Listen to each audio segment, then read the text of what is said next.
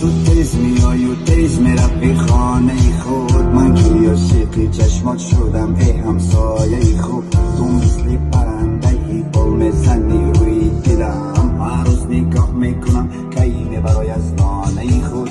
ای خدا چی شد با من مگر شدم دیوانه؟ ای خدا چی شد که من دیدم چونین پروانه؟ از دوری ها نظارتش میکند چشم دلم. دان نداند که دارد مرا هم سفاری همسایه.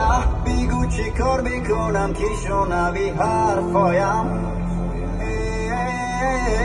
همسایه برون برا که دلم تو را میخواد هر ثانیه.